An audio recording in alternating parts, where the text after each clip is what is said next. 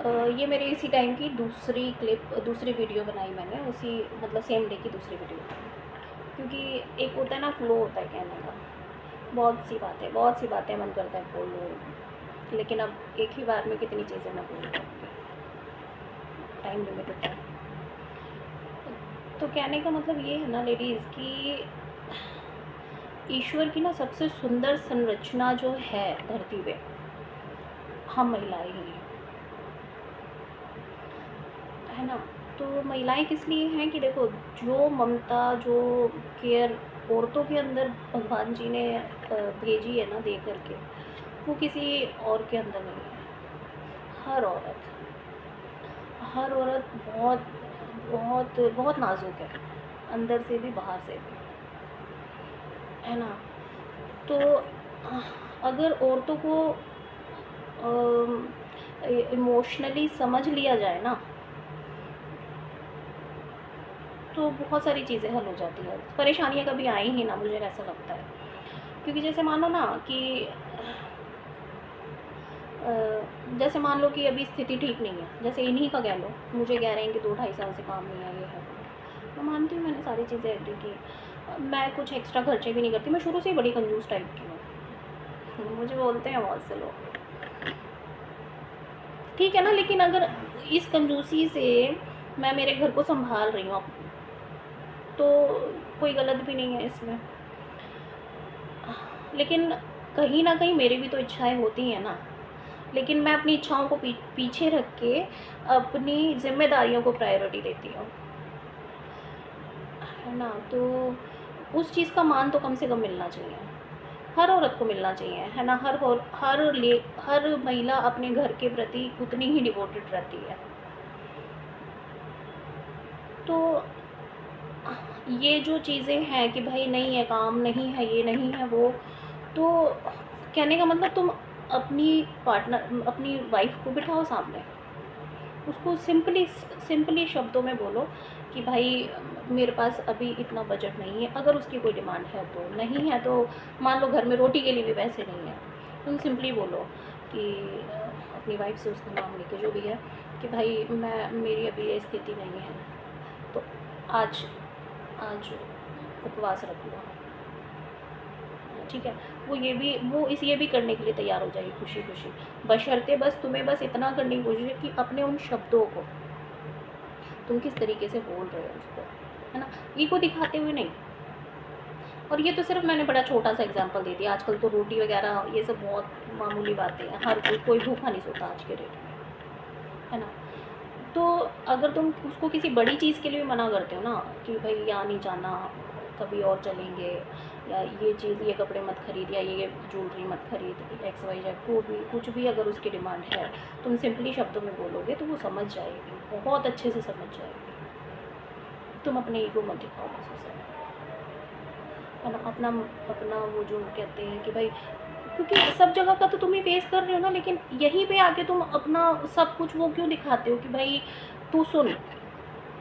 हाँ, मुझे किसी ने बोला था कि भाई बाहर आदमियों को बहुत सी चीज़ें झेलनी पड़ती है, कितने लोगों को फेस करना पड़ता है, अपने से सीनियर को, अपने से जूनियर को, स्टाफ को संभालो, भाई फला चीज़ें होती हैं कितनी, ठीक है। पहले मेरे को लगता था नहीं भाई क्या ही है, लेकिन जैसे जैसे मैंने चीज़ें देखी, मैं खुद एडिटिंग का काम करती हूँ, क्लाइंट बहुत बार प्रेशराइज़ करता है कि भाई नहीं जल्दी दो, हाँ, तो मैं खुद देखती हूँ कि भाई वो किस तरीके से डील कर रहे हैं फ़ोन पे, मैं खुद ये चीज़ देखती हूँ, मैंने समझा इस चीज़ को। तो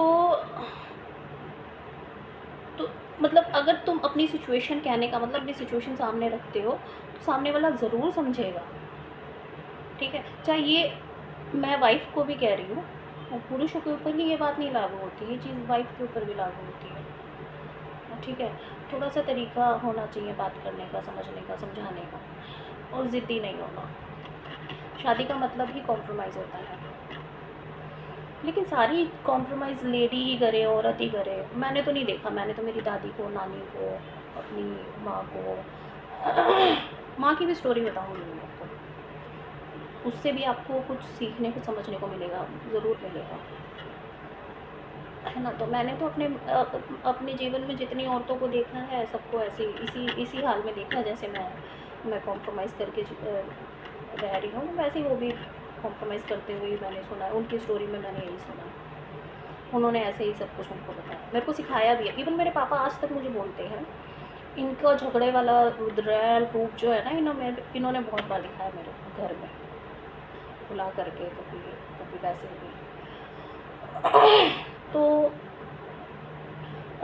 मेरे पेरेंट्स को ये तो है कि भाई गुस्से वाला है ना, लेकिन फिर भी आज के डेट में भी अगर मेरे पापा मेरे पास आते हैं तो वो मेरे को यही बोलते हैं कि पाहुन पाहुन अगर कुछ बोली हम तो आराम से सुनिए, जवाब मत दिया। कहने का मतलब कि पाहुन कहते हैं हमारे में दिमाग को, कि पाहुन अगर गुस्से से कुछ बोलते हैं तो तुझे बर्दाश्त ही करना, तुझे कुछ नहीं बोलना। इस तरह की शिक्षा मेरे पिताजी आज भी देते हैं, जबकि आजकल तो दुनिया में क्या कुछ नहीं हो रहा है ना। खैर इतना बुरा कंडीशन नहीं है मेरे घर का, और वो इसलिए नहीं है क्योंकि मैं बहुत सी बातें बर्दाश्त करती हूँ, बहुत सी चीज़ें सुनती हूँ। तो मतलब औरतों को ही मैंने इसलिए बोला ना कि वो मासूम और बड़ी प्यारी सी, बड़ी इसलिए क्योंकि वो वाकई में होती हैं। अब ये सब चीज़ें मैं आपको यही क्यों बता रही हूँ, क्योंकि मैंने ना जैसे मेरे जो जानकार मतलब मेरे से बड़ी जो जिनको मैं दीदी बोलती हूँ, जो मेरी सहेलियाँ हैं, कुछ एक दो, ज़्यादा नहीं है, कुछ ही एक है, बताऊँगी कभी जिक्र हुआ उनका तो कुछ ही एक है। तो उनसे जब भी मेरी बात होती है तो हर तरह की बातें लगभग होती हैं। तो जब कभी हम इकट्ठे हुए तो वो उसकी साइड से ये रहता है कि भाई तेरा वाला तो फिर इतना सब कुछ कर रहा है, मेरा वाला तो ये भी नहीं करता। तो इस तरह की बातें, तो मैं उस टाइम सोचती हूँ यार वाकई अच्छा, मैंने कंपेयर भी करके देखा कि भाई उनके हस्बैंड के हिसाब से तो मेरा वाला ज़्यादा बेहतर है, तो बेहतर इसकी मैं चुप रहो क्योंकि कहीं ना कहीं सभी जूझ रहे हैं, है ना। परफेक्ट किसी का कुछ नहीं चल रहा, कहीं ना कहीं सभी जूझ रहे हैं।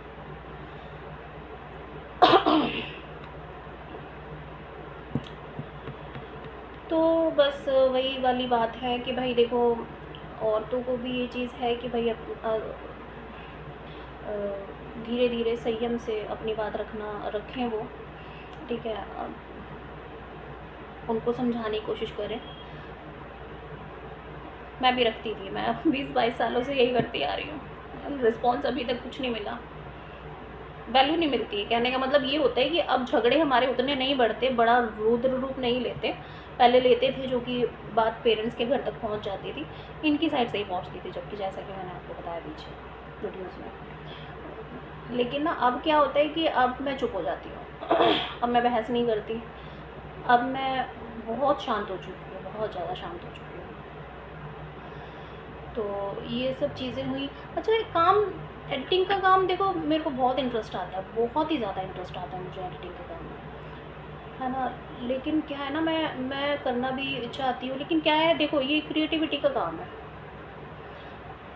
ऑन द सिचुएशन कैसे सॉन्ग डालने हैं, है ना, और उसको तुम कैसे क्रिएटिव बनाते हो इफ़ेक्ट वगैरह डाल के, वो सारा क्रिएटिविटी है एक तरह की। लेकिन मैं वो क्रिएटिविटी कैसे दिखाऊंगी जब मैं इन्हीं सब चीज़ों में उलझी रहूँगी, जब मैं अंदर से फ्रेश नहीं होंगी, मैं मेंटली फ्रेश नहीं होंगी, मैं कैसे दिखाऊंगी। तो बहुत ज़रूरी है भाई, खुद को रिफ़्रेश करना बहुत ज़रूरी है। तुम प्रेशर में रह के अपना 100% कभी दे ही नहीं सकते, किसी भी काम में नहीं दे सकते, घर के कामों में नहीं दे सकते। इवन अगर तुम प्रेशर में हो, मेंटली प्रेशर में हो, तो तुम घर के कामों में अपना बेस्ट नहीं दे सकते, जो कि तुम डेली करते आ रहे हो, कितने टाइम से करते आ रहे हो। कभी सब्ज़ी में नमक ज़्यादा, कभी कुछ भी प्रॉब्लम्स, है ना। तो तुम्हें मेंटली फ्रेश होना बहुत ज़रूरी है। उसके लिए मेंटली फ्रेश रहने के लिए भाई तुम्हारा माहौल अच्छा होना ज़रूरी है। माहौल कैसे अच्छा होगा, परिवार तुम्हारा अच्छा है, मेंबर्स अच्छे हैं, फैमिली मेंबर्स, तो तुम्हारा माहौल अच्छा रहेगा, है ना। तो माहौल अच्छा रखने के लिए मेंबर अच्छे हों, मेंबर खुद अच्छे रहें, थोड़ा थोड़ा सभी लोग अच्छे रहें, अपना अपना सहयोग दें, अपनी अपनी जिम्मेदारियां समझें, तो घर का माहौल कभी बिगड़े ही ना। बातें आज हमें कितनी चीज़ें सुनने को मिलती हैं न्यूज़ में, और अब सोशल साइट पे भी इतनी चीज़ें आती हैं, ज़रा सी चीज़ कहीं कुछ घटना हुई वायरल हो गई, है ना।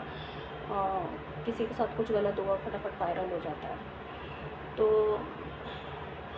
तो वो सब चीज़ें क्यों हो रही हैं?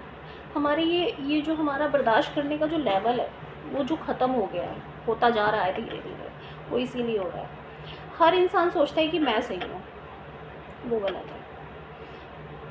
लेकिन आप इस तरीके से सोच के देखो, मानो ये 2 चेयर हैं, ठीक है? इधर इधर आप बैठे हैं, इधर आपका हस्बैंड बैठा है, ठीक है? आप लोगों के बीच में कुछ किसी बात को लेके बहस चल रही है, ठीक है? ये आपकी चेयर है, ये आपके हस्बैंड की चेयर, मतलब आप यहाँ बैठे हैं, आप यहाँ बैठे हैं। तो वाइफ़ को क्या चाहिए? वाइफ़ मतलब हस्बैंड जूझ रहा है किसी प्रॉब्लम से, फाइनेंशियल क्राइसिस, कुछ अदर चीज़ें, ठीक है? तो वाइफ़ को क्या चाहिए? वाइफ़ अपनी चेयर इधर हस्बैंड से एक्सचेंज कर ले, हस्बैंड अपनी चेयर वाइफ़ से एक्सचेंज कर ले, है ना? हस्बैंड को भी यही चीज़ चाहिए कि भाई वाइफ़ के पीछे जो है उसका व्यू कैसा है ना? मतलब उसके उसका उस मतलब यहाँ से तुम्हें अपने वाइफ़ के पीछे का जो प्रॉब्लम है वो दिखेगा, ठीक है? मान लो भूकंप आया हुआ है, भूचाल आया हुआ है, कुछ बाढ़ आई हुई है, ठीक है? तो इसके पीछे की परिस्थिति क्या है वो आपकी वाइफ़ को अच्छे से दिख रही है, ठीक है? और इसके पीछे की परिस्थिति क्या है वो आपके हस्बैंड को अच्छे से दिख रहा है। तो कहने का मतलब ये है, जब कभी ऐसा ऐसा चीज़ होता है तो एक दूसरे की चेयर एक्सचेंज कर लो, है ना?